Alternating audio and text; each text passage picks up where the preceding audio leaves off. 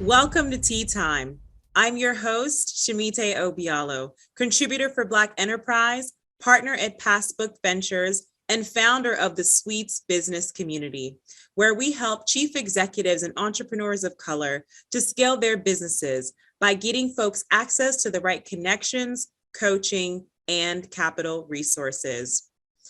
The phrase life imitates art has never been more true. Facebook recently announced that it's rebranding to Meta, and now the world is wondering, what the heck is the Metaverse? How can we get a piece? My guest today is Adam Jones, co-founder, CEO, and CTO of FanFest, a platform that the biggest names in entertainment use to host live shows with fans from their website, where they can invite anyone into the show in real time, sell physical merchandise and NFTs, and stream the show to social media and TV. Cue Black Mirror and let's get into it.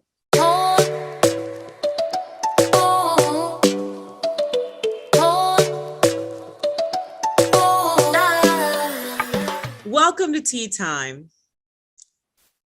Good. How are you? I'm good. I'm good. What are you drinking?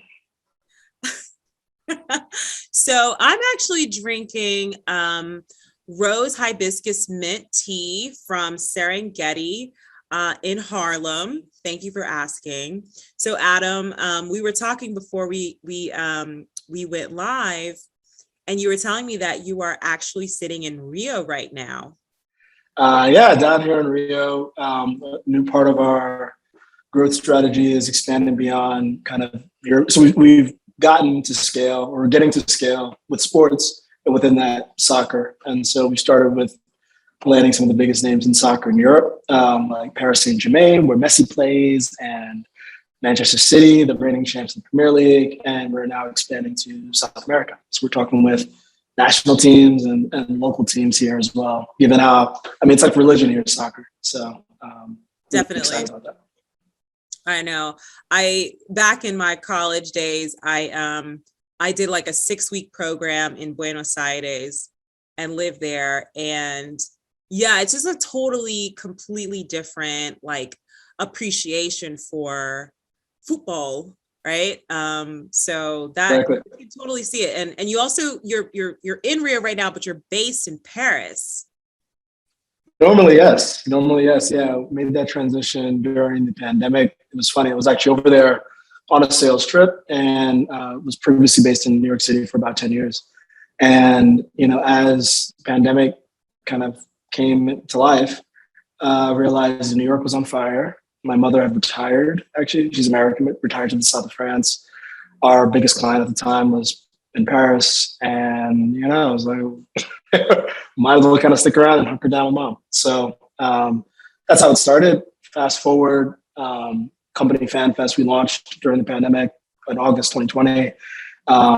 We were formally recognized by the French government, who's trying to attract all kinds of innovation to the country. They're like, wow, you're working with the biggest team in the country. Wow, FanFest is so timely. So we ended up getting accepted in a bunch of incubators in the country, as well as getting residency. So right now I can kind of hang out there as long as I need to. In Paris? In France, yeah. There's still an American citizen, but yeah, now I can post up for like 4 years as long as I want, and scale up. Okay, so clearly, like, people need to be taking note. If you're doing something innovative, then you may have a ticket to settle into France. I was literally just in Paris, by the way. I studied abroad there when in law school, and I love it. It's like going to visit an old friend every time I go. Shout out to Sango, who's an amazing Cameroonian singer, who I always have to go and see. But let's get into this core of our show. So, Adam, I, reached out to a network that I'm a part of, full of Black tech innovators, venture folks. And I asked, who is going to talk to me about the metaverse? We have got to break this down. And you raised your hand. You were like, I got this. So I want to ask you, what does the metaverse mean to you? So like today we talk about 5G and we talk about Internet of Things and we talk about crypto and we talk about like AR, VR. When the reality is, I believe what's now called the metaverse is simply just going to describe what we expect the internet to be in, let's say, 5 to 10 years. If you think about how we use the internet today, right? We're like talking to a piece of glass, looking through the glass and finding directions, looking up reviews, looking up things like that, right? And getting information, right? I think for me, the metaverse means that we won't have to look through the glass anymore. Or maybe it'll be a different piece of glass, but we'll just look, right? And be able to summon the information that we need. And so as you think about what that would require, right, is like, I'm going to look at a restaurant and just know, and stuff kind of virtually pops up around it that gives me the information that I would find on Google. Like, how would that actually work? Well, there needs to be some kind of physical identifier of that thing, right? That's Internet of Things. There needs to be connectivity everywhere, right? So that all this stuff actually is connected and, can work. That's 5G. If I'm going to go in there and pay for something or whatever, like there has to be some kind of digital currency in this kind of digital environment, this digital overlay on the physical world, right? So suddenly digital currency makes a lot of sense, cryptocurrency. And yeah, I mean, all that together is kind of an augmented reality, right? It's like this digital layer over the physical world, which probably is going to require some kind of glasses or something that Apple or Facebook or Meta is now working on, right? Yeah, I think that's really interesting. And some of the things that, I've been reading really talk about the metaverse as a series of wide-ranging, interconnected, immersive media experiences where you've got the 3D, you've got the AR, augmented reality, as you said, you've got these kind of digital assets like NFTs. And what I found interesting, so I looked at Zuckerberg's video that he put out, which is sort of kind of him walking through this techie looking upscale loft, in this sort of godlike, omnipotent way, describing the metaverse. And now people are thinking like it's Facebook's, it belongs to Facebook. There's a lot of infrastructure and a lot of different kind of components of the ultimate metaverse that are already being created far before Facebook made its announcement. And I think that's interesting. I was actually talking with some of my family about this, and we were hearkening back to Second Life, which was like a virtual world that was like back in the 2000s. And of course, now you have a lot more contemporary games like Roblox, and you have Decentraland. And these are kind of VR platforms that are, using like different, using like the Ethereum blockchain and building on that. So one of the things that I'm interested in is like, what are the current applications that we're seeing right now that are kind of the foundations or the building blocks of what will become the ultimate interconnected metaverse some point in the future? Yeah, I mean, you brought up Facebook, and obviously they're land grabs, so to speak, over literally the term Meta. But I tend to think the best positioned company is actually Apple, because they, as you describe, are laying those building blocks, and hardware is going to be a big component to that interface layer, and they're just crushing it hardware. But for instance, I as I outlined before, like, IoT is a component, right? You need this physical identifier of every kind of physical object if you're going to be able to refer to it in the digital world.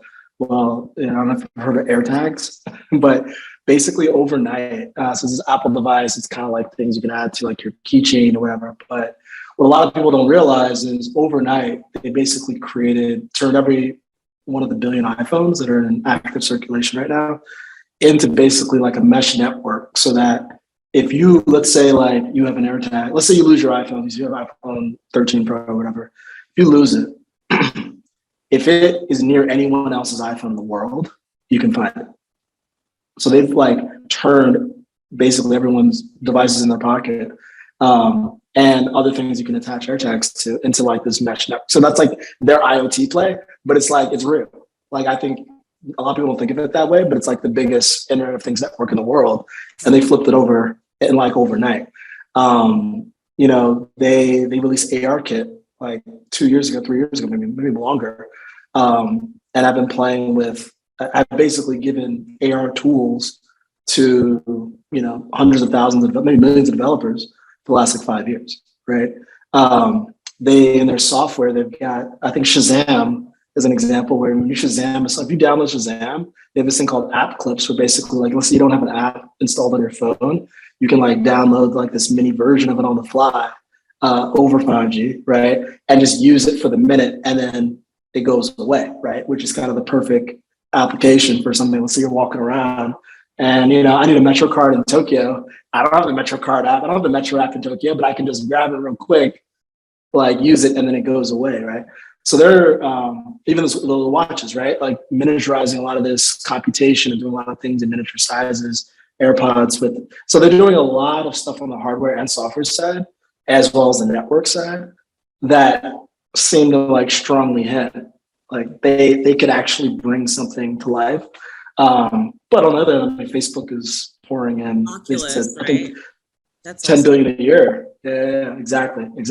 Last point on this is like how it looks like now. I think, you know, like lenses, like Instagram lenses, Snapchat lenses, like these are all, that's like Metaverse today. Like you mentioned, kind of Fortnite today. These are the beginnings of that same dynamic for, you know, large communities of people. It just is going to get more and more extended into the real world. Speaking of technology already there, NFTs have exploded, right? Everyone's talking about NFTs. Everyone's creating their NFT. I was curious if you could speak to the tie-in that we're seeing and sort of like this interconnectivity of the metaverse and blockchain, NFTs, and that whole thing. Yeah, I think it's one of those things where in the, like today, they make like a thread of sense, like really $20 million JPEG, right? But suddenly, if you imagine a world where there's literally a digital layer on the world, right? So again, I'm not looking at Google Maps or whatever. I'm not looking for information through a physical device that then tells me. I'm just like looking and seeing it. Suddenly, unique digital things make a lot of sense once everyone can see those digital things. So in the same way that, you know, people buy expensive cars or people buy one-of-one watches, right? As a way to kind of, you know, this is a flex, this is me. It's human nature, right? When there's scarcity, when there's ownership that can be clearly communicated to other people, like, you know, there's art on my wall, like you don't have this. This is an original Picasso. Like this has been a thing for humans forever. What NFTs really brought into the game was this idea that now that same dynamic can be applied to digital items, right? And so it's one of those things. I find it remarkable. It's not a new concept in video games like the ones you mentioned, right? People spend literally in aggregate billions, tens of billions of dollars annually on consumables in video games, right? So different, customize my character. And at FanFest, you know, we tap into this. It's the same energy, right? Ultimately, entertainment has just become about making it as personal as possible, right? And like that's why like these sports teams and these athletes talk to us, because ultimately we're helping them make the content we make even more personalized to their audience, right? But anyway, I crack up with kind of the NFT game right now because it just shows how big it's going to be once the like quote unquote metaverse has mass adoption, right? Once there is this digital layer over the world, right? The fact that, you know, this, for instance, this company, NBA Top Shot, right? They're making NFTs of highlights, right? Effectively, NBA, NFL this month, soccer, global soccer next year, they've announced. The fact that people are spending all this money now, I mean, they've already generated $750 million in revenue, right? And like the way that you can flex your collection of shots of collectibles is like on a website, right? Like it's not even like the real version of this, right? Versus like you just be able to walk around and be like, I have this thing. So for me, that means that it's going to be huge once, you know, you can literally verify that you own something digital uniquely. So like in the metaverse or in a virtual reality context, you would be able to have, say, hey, over here, you can view this, relive this experience of this particular game replay over in this corner where this person has purchase this particular NFT asset. Is that what you're saying? Literally, the product today is like, yo, that block LeBron made in 2018 to win the finals, whatever year it was. I own it. Things on VCR or things on like compact. I'm not that old. Floppy disks, the technology. So that's part of the reason why digital art hasn't been as valued, because technology so quickly evolves. So this is what I'm saying. How do you make the leap from, oh yeah, I own this like, digital asset that, was at one point valuable, and then we move into a new technology where, like, how does it convert and still remain valuable? All it's really showing is like all NFTs are just proof of ownership. That's literally it. And it's being applied to all kinds of stuff. And some of it makes sense. Some of it won't make sense until the metaverse is here. But like, it just goes to show you how much humans love flexing that they own something. Like all these people with like these apes and their avatars on Twitter, like that's a JPEG, dog. Now Twitter is working on baking into Twitter verification. Bored Apes Yacht Club. 100%. But what is it really? It's like, oh, it's a membership. Oh, you're throwing parties during NFT NYC. Oh, whatever. Point is, it's ownership, right? And it just shows how much humans love to flex. Like we love, it's like NFTs are flex. That's all it is. And it's applying flex to anything now. That's really why it's blowing up. And that's the metaverse. The metaverse is just going to be one big flex. Just like, I mean, look at, I was going back to like, what are the current applications? What's IG? Like, that's not real. None of that is real. Nobody there is real. None of the stories are real. Like, it's a metaverse, right? It just happens to be through a 4-inch conversation phone. Is getting meta. All right, so 100%. So here's something I really want to, unpack. I'm thinking of some of the sci-fi films and TV shows we've seen that explore like virtual reality, like Ready Player One or Black Mirror. There was a particular episode called San Junipero where essentially it was like not the afterlife. It was kind of like two women fell in love. Not both of them were kind of elderly, but in the episode they were young, and they were living their best lives. They were kind of floating between decades, and they were able to live there forever. That was their afterlife. So, and I was like, this is amazing. It was so fascinating. And now I feel like, we talk about the metaverse, we're not that far away. So one of the things that I'm curious about, like, the implications of like us escaping reality. We are escaping potentially, climate change and poverty and sickness and racial inequity and all these things in this new reality. And I'm just curious as to your thoughts of like, what is lost, what is gained, when we zoom out in the macro, what are the implications of this? Because sometimes, I just had a couple guys on to talk about their AI, Clara, and, this race towards technological innovation comes at a cost. And in a world where everyone is living in their minds, I think there's a great cost there, even though we're like transactional costs, we're saving all these transactional costs, but I just really wanted to get your thoughts on that. Yeah, no, I have so many thoughts. I do tend to think tech is net on the whole, on the long term, positive, but it is not it's not always a clear cut win, I would say. I have a couple of thoughts immediately. So again, you talk about living in our minds, living in escapism, escaping whatever. Like, I want to say, last time I looked, the average user spends like an hour a day on across all the Facebook properties, right? WhatsApp, Instagram, Facebook itself, right? Like, if that's not escapism, right? That's pretty much, that's the beginning, right? And so again, it's human nature, right? I mean, look at the current state of social media now, like 20 years in. There's a lot of escapism. There's also plenty of racism, plenty of inequity, plenty of problems. Like people literally starting civil wars on Facebook. So yeah. I expect all of that because at the end of the day, it's like humans are wild, and so like that's all gonna propagate and probably get exacerbated. into as we go into this kind of digital world where basically I think what we've seen is like location, the implications of kind of removing location as a barrier to interaction has all these like next level effects. It makes people easier to organize. It makes the most several people now they have more and more reach, right? And so I expect that to just get exacerbated by Metaverse, which is hopefully some of the things that people are thinking about, today. I hadn't thought of that, making it easier to organize.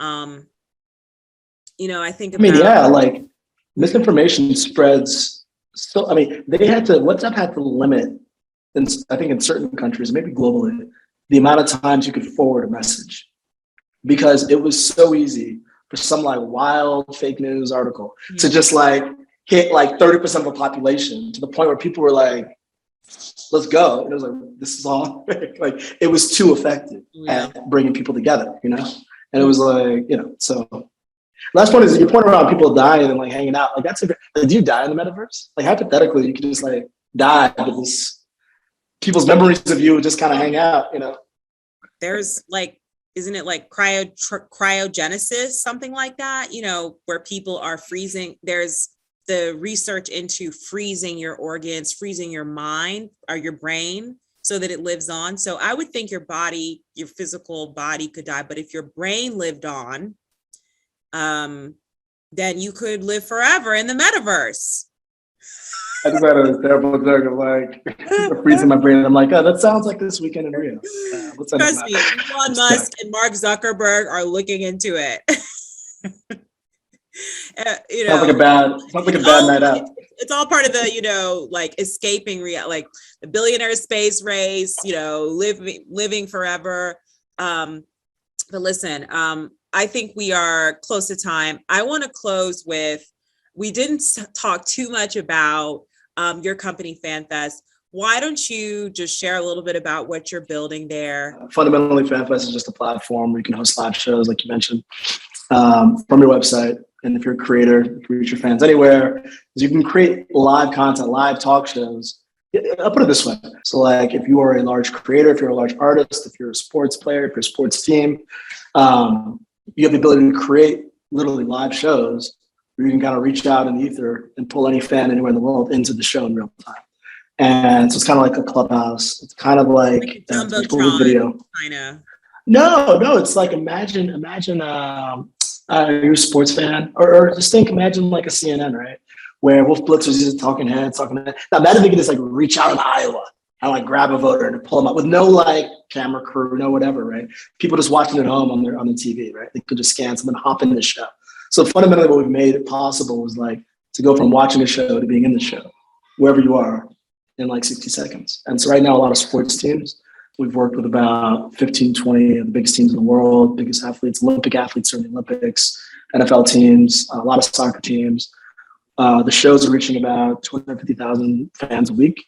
Again, that's in FanFest, that's across social media as well. And yeah, it's gotten tremendous traction from younger audiences you'd expect. But our whole piece is like, as the biggest names in entertainment, as they've gotten bigger than ever thanks to this internet, and bigger even sooner thanks to the metaverse, right? They're actually making less and less money per fan, right? So they're not making money. Zuck is making money, they're not making money. And so what we're trying to do is give them the tools with a FanFest to increase that revenue per fan over time, to take back control. Thank you so much, Adam, for joining us, sharing with us, like nerding out with us about the metaverse and telling us a little bit more about your company, FanFest. I am super excited I'm not really a huge sports fan, but I did just, the Braves just won the World Series. So definitely hyped about that. One of my best friends and early investor in the company, the first thing I saw I got was like a piece up, 8 down this morning. So shout out to Charmel. All right, guys. Thanks for tuning in to Tea Time. I'm your host, Shemite Obialo. I'll see you guys next time.